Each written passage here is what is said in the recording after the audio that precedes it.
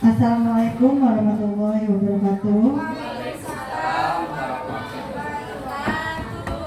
Terima kasih kepada Bapak dan Ibu yang telah meluangkan sedikit waktunya untuk saya menyampaikan materi yang telah saya pelajari di modul guru penggerak ini. Baiklah, seperti judul yang sudah saya share di grup, itu saya membuat judul penghargaan yang menghukum. Ya. Mengapa saya memberikan judul ini? Karena selama ini kita, ya tidak usah jauh-jauh, kita di zaman kita sekolah dulu, kita selalu bahagia ketika guru kita memberikan hadiah kepada kita. Misalnya di kelas yang juara satu dikumpulkan di setiap kelas, dikumpulkan pada saat upacara. Kemudian orang yang diberi penghargaan itu tentu akan merasa bahagia. Sementara kita tidak melihat sisi siswa yang tidak mendapatkan penghargaan. Jadi tentu bagi siswa yang tidak mendapat penghargaan ini, itu menjadi hukuman bagi kita. Bisa jadi mereka akan merasa, ternyata saya lemah di sini. Ternyata saya tidak ada artinya di kelas, gitu kan? Nah, jadi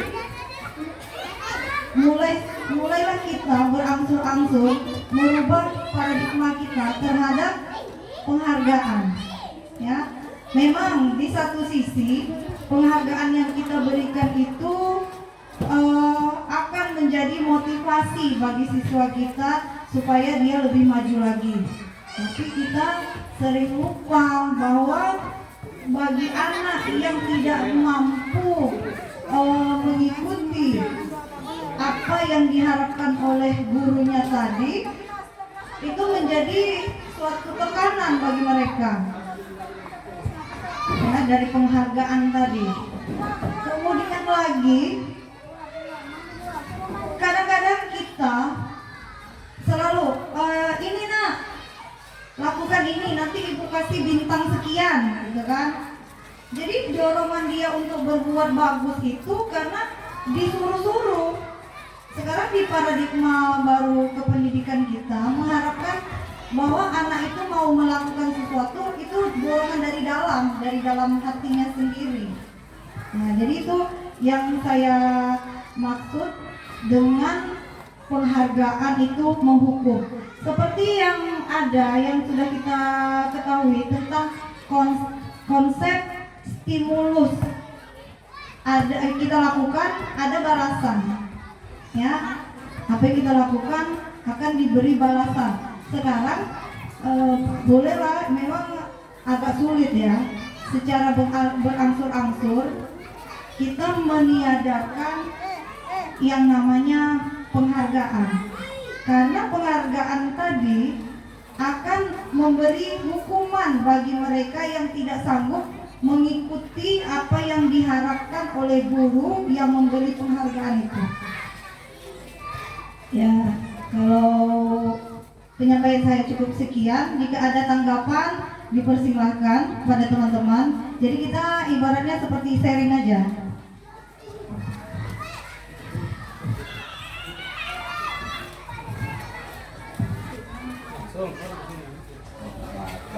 Oke.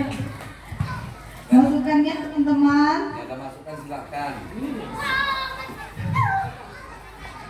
Oke. Silakan Ibu Vera kalau ada tanggapan. Oke, terima kasih atas kesempatannya dan terima kasih atas materi yang disampaikan. Saya sebenarnya dibilang setuju, dibilang tidak setuju pun sebenarnya ada betulnya juga. Tapi penghargaan yang kita berikan kepada siswa ini kan untuk memotivasi siswanya juga, Bu. Jadi kalau kita bilang penghargaan yang menghukum, ya memang menghukum anak yang tidak mampu menjawab kok, yang tidak mampu mendapatkan penghargaan. Tapi disitulah motivasi dia, dia bisa kok, saya nggak bisa ya. Itu maksud saya. Jadi kalau misalnya, makanya saya bilang antara setuju dan tidak setuju. Kalau setujunya ya memang memang menghukum untuk yang tak mampu menjawab. Tapi yang tidak setujunya biar mereka juga termotivasi, harus bisa menjawab. Seperti itu, Bu. Terima kasih. Oke, terima kasih Bu Vera atas tanggapannya. Memang betul, setiap yang kita lakukan kita memotivasi, ya. Cuman memotivasi ini datangnya itu dari luar, dari gurunya. Sekarang di paradigma baru ini mereka mengharapkan rasa untuk meningkat itu kita hadirkan dari dirinya sendiri. Bagaimana caranya? Itu gimana kreativitas kita mendorong siswa-siswa kita bukan karena disuruh dia maju, tetapi memang keinginannya. Memang itu tidak butuh waktu 1-2 hari. Jadi kita hadirkan itu. Sama seperti sekarang kan di kurikulum 2013 juga tidak boleh lagi ada perankingan. Nah, itu adalah salah satu contoh bahwa dengan memberikan ranking-ranking itu anak kan hanya dipandang dari sisi kognitifnya saja. Sementara anak yang bisa misalnya contoh di pelajaran IPA belum tentu dia hebat di pelajaran olahraga. Nah, jadi kita sebagai guru hendaklah memandang anak itu secara globalnya. Jadi yang diharapkan tadi motivasi hadirnya itu bukan karena disuruh. Jadi kayak gini, contohnya ketika ada 2 orang guru, guru yang satu dia untuk memotivasi anaknya, ayo nak kalau mau dapat nilai tinggi nanti ibu kasih hadiah ini, gitu kan. Terus tiba-tiba si ibu ini sakit, digantikan oleh ibu yang lainnya. Ibu yang lainnya ini dia tidak memberi motivasi anak dengan hadiah. Jadi dalam diri si anak malas belajar, ibu tuh ada hadiahnya. Nah, jadi maksudnya tadi walaupun si anak tidak dikasih hadiah, tetapi mereka juga terdorong untuk meningkatkan mutunya. Jadi itulah yang kita harapkan, bahwa jangan sampai penghargaan yang kita berikan itu menghukum bagi siswa yang lain. Jadi itu sebenarnya motivasi yang diharapkan adalah motivasi dari diri si anak itu sendiri.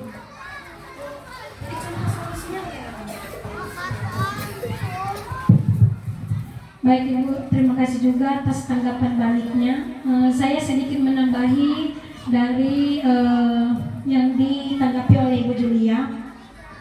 Jika begitu demikian, bagaimana solusinya supaya kita sebagai guru ini yang terbiasa memberikan penghargaan berupa hukuman itu, mengubah diri kita ini supaya ke anaknya solusi yang mau Ibu terapkan itu bisa kita terapkan juga ke anak.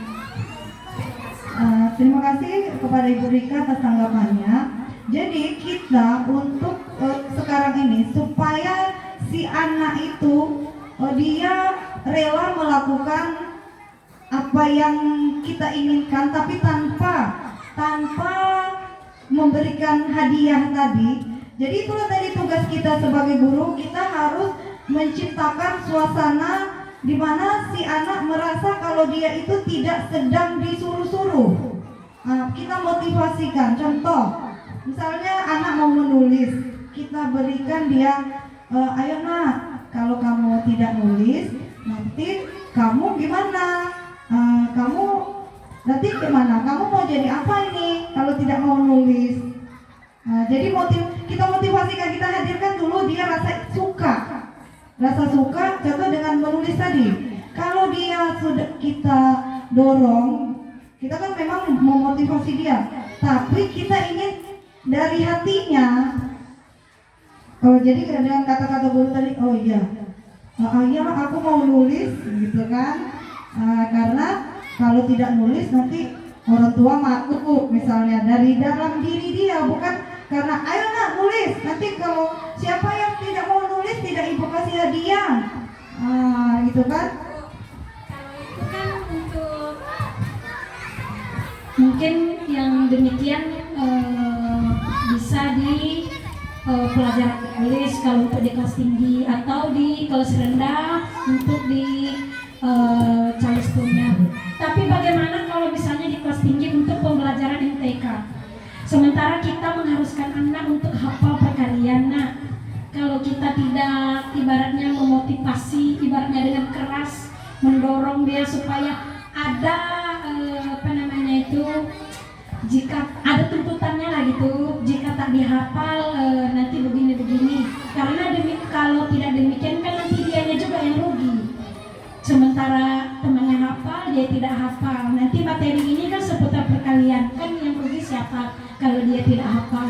Kalau kita ini menumbuhkan rasa keinginan kepada dianya tanpa adanya hukuman tuh kayak mana?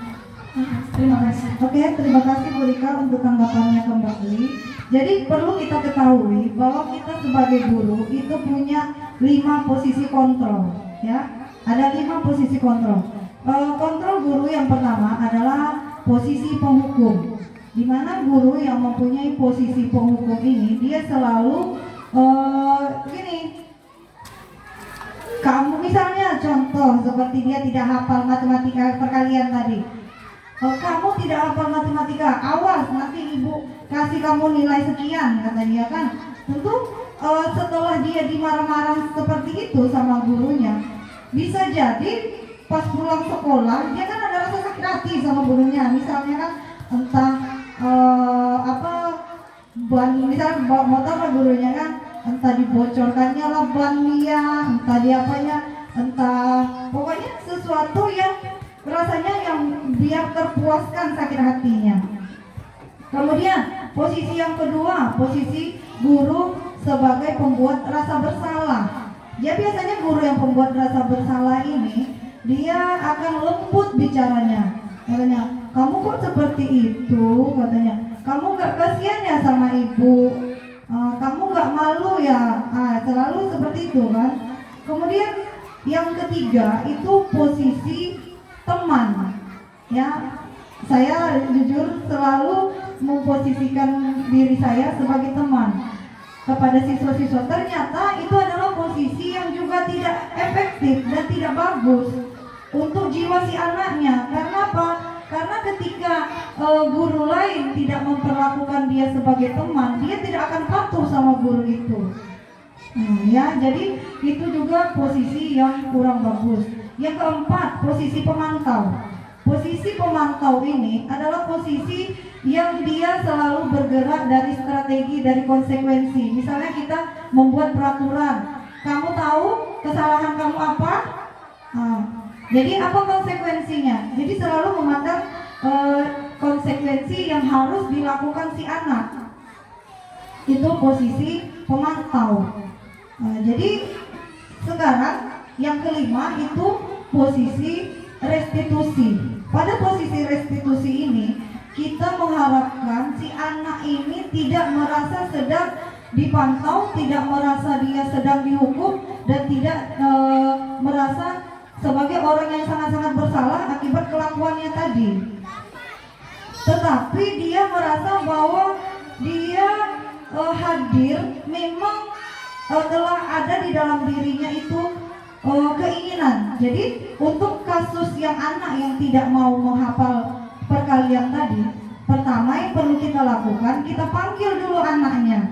Kita lakukan yang namanya strategi strategi kontrol. Itu ada 3. Yang pertama, kita memvalidasikan keinginan dia. Anak itu dia mau seperti apa? Contoh, sini nak, kamu tahu salah kamu apa? Tidak menghafal perkalian bu, kata dia kan. Enggak apa-apa, kita bilang gitu. Semua orang pernah enggak bisa hafal. Kita kasihkan dulu semangat dia kan. Enggak apa-apa nak, ibu juga dulu enggak hafal matematika.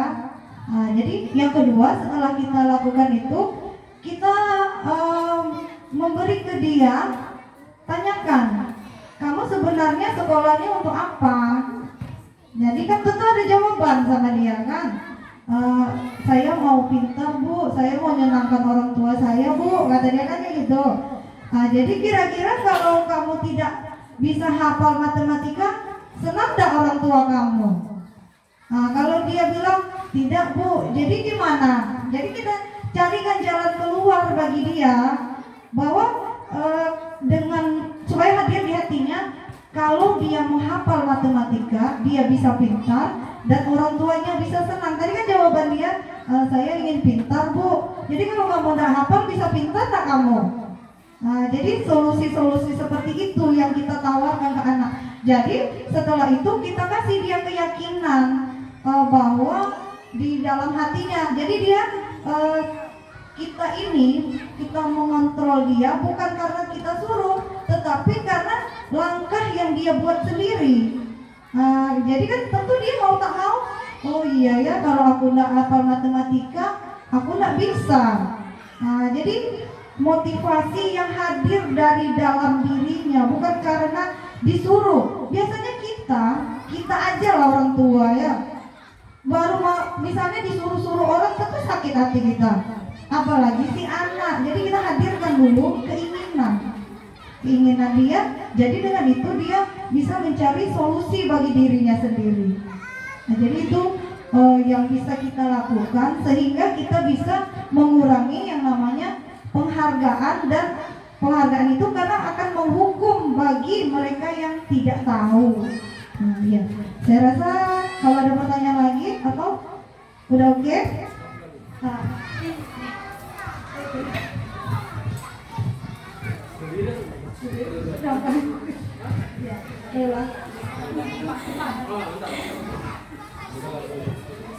Assalamualaikum warahmatullahi wabarakatuh.